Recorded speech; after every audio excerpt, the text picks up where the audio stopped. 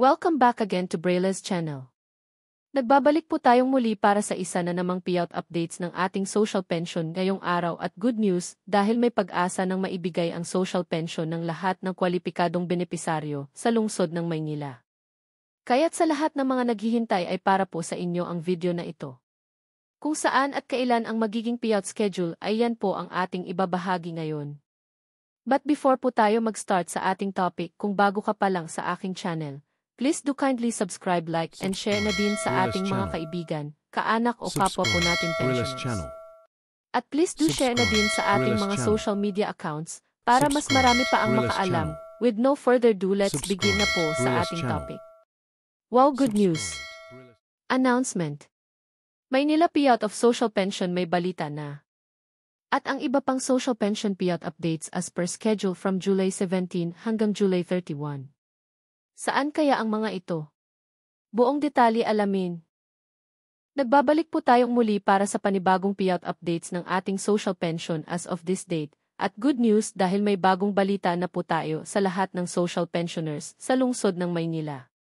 Simulan agad po natin sa bagong balita sa lungsod ng Maynila ng National Capital Region. Para sa kaalaman po ng lahat ng beneficiaries ng social pension sa lungsod ng Maynila, alam niyo po ba na nagkaroon na po ng panibagong orientation last July 15? Ang pamunuan ng pamahalaan sa pangunguna ni Manila Mayor Isko Moreno at ang Vice Mayor Atienza, kasama rin ang pamunuan ng bawat OSCA office at ng Manila Barangay Bureau.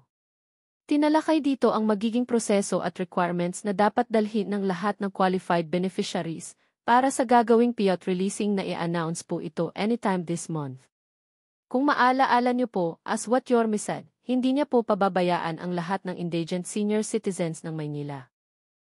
At alam niyo na, after ng orientation ay ilalabas na po ang inyong payout schedule anytime ngayong buwan, kaya hintayin po natin ang mga susunod na announcement at yan po ay agad po nating ibabahagi sa inyo. Ayon pa rin sa pamahalaan, ang magiging payout ay mananatili pa rin sa mga dating tumatanggap na ng kanilang social pension. Wala pong dagdag at wala din natanggal kaya asahan nyo na po na malapit na nyo po itong matatanggap. At para naman sa mga hindi kabilang sa official beneficiaries ng social pension, ay antabayanan lang po natin ang iba pang paparating na programa ni Yorme para po sa inyo. Sa ngayon ay inaayos pa ni Yorme ang magiging budget para naman sa inyong local social pension maging ang birthday gift at iba pang benepisyo ng lahat ng senior citizens ng Maynila. Samantala, dumako po muna tayo sa iba pang payout updates. Ang probinsya ng Santa Maria Davao Occidental, ang lahat ng beneficiaries ay makakatanggap ng para sa third quarter ng taon amounting 3,000 pesos. Nakaschedule na po ang inyong payout this July 21, kabilang dito ang Barangay Datu Daligasaw, Buka, Pongpong, Malalagtubig, Kadaatan, Kidadan, San Roque at ang Barangay San Isidro na gaganapin sa bawat barangay gym na mag-start ng 8 to 4 ng hapon. On July 22 naman, nakaschedule mag-payout ang Barangay San Juan, San Pedro, Datu Intan, Kinilidan, San Antonio, Santo Rosario at ang Barangay Kisulad na gaganapin sa bawat barangay gym na mag-start ng 8 to 4 ng hapon.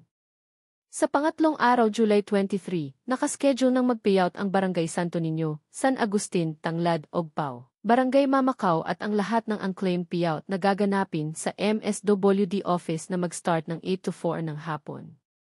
Sa July 24 naman, nakaschedule ng mag-payout ang Barangay Baslawan, Poblacion at ang lahat din ng unclaimed payout gaganapin sa MSWD office na mag-start ng 8 to 4 ng hapon. At sa panghuling araw July 25, nakaschedule na ang lahat ng unclaimed payout ng bawat barangay na gaganapin sa inyong municipal gym na mag-start ng 8 to 4 ng hapon. Ang next schedule payout ay sa probinsya ng Barangay Talandang Tugbok, Davao City. Nakaschedule na po ang inyong payout this July 22 na gaganapin sa Talandang Gym na mag-start ng alas 9 hanggang alas 3 ng hapon. Ang next schedule ay sa probinsya ng Barangay Tubungan, Zamboanga City. Nakaschedule na po ang inyong payout this July 18 na gaganapin sa inyong barangay hall. Ang sumunod na payout ay sa probinsya ng Barangay Subasta Kalinan, Davao City. Nakaschedule na po ang inyong payout this July 24. Alamin niyo na lang po sa inyong barangay ang venue at oras ng inyong payout.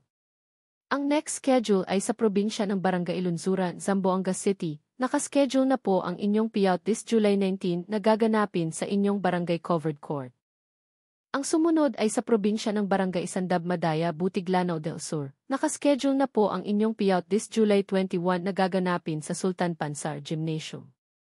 At ang panghuling nagpahabol ng payout ngayong araw ay sa probinsya ng Barangay Bayog, Los Baños, Laguna. Nakaschedule na po ang inyong payout this July 22 na gaganapin sa inyong barangay covered court na mag-start ng 1:00 hanggang 2:30 ng hapon.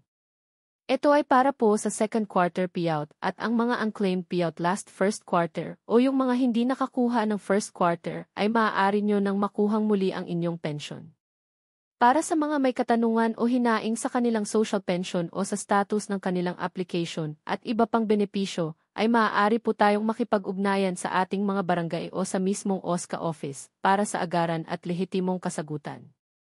Paalaala lamang na ang lahat po ng ating social pension payout ay para lang po muna sa mga indigent senior citizen. Nakabilang po sa listahan ng DSWD, hindi pa po ito ang universal pension na nakapending pa rin po sa Senado.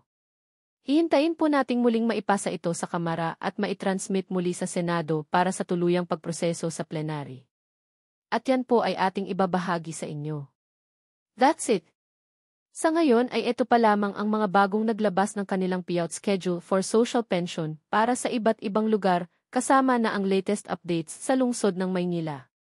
Antabayanan niyo po ang payout schedule sa lungsod ng Maynila, malapit na po ito.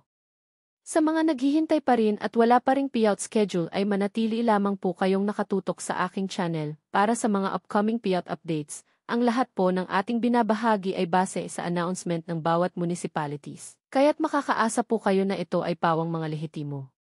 Muli, maraming salamat po at God bless po sa inyong lahat.